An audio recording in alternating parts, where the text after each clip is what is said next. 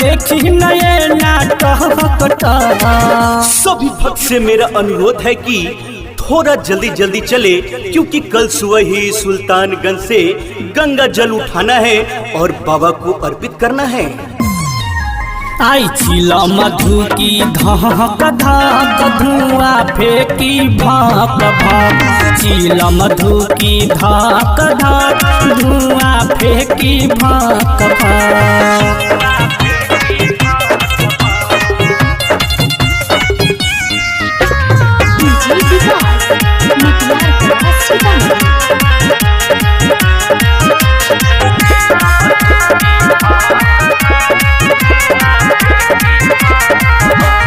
लमहट गरिया कटिए कमरिया पिल छिल दिन दुपहरिया।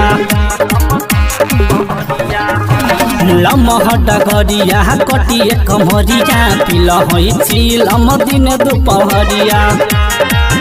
करी नयतना नो कछो। अरे सेल्फी बम, यहाँ थोड़ा कम सेल्फी लीजिए। बाबा के लगे जाके सेल्फी नहीं लेना है क्या? हौले हौले बढ़िए और ठुमका लगाइए, हर हर महादेव। आई छिल मधु की धक धक धुआं फेंकी भक भक। छिल मधु की धक धक धुआं फेंकी भक भक।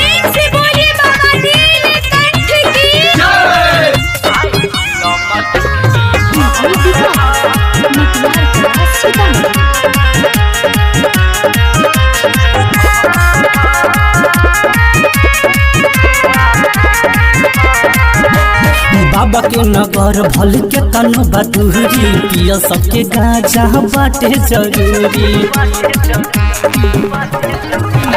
बाबा के नगर भल के तनु बदूरी पिया सबके गाजा बाटे जरूरी।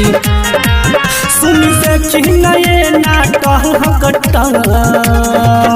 आगे बाबू, अरे जल्दी जल्दी देख बढ़ाओ रे, जल ढरी करे के बाय। हाय हाय चलो तानी ये बाबा, बोली बैजनाथ धाम की जय। छिल मधु की धक धक धुआं फेंकी भक भक। छिल मधु की धक धक धुआं फेंकी भक भक।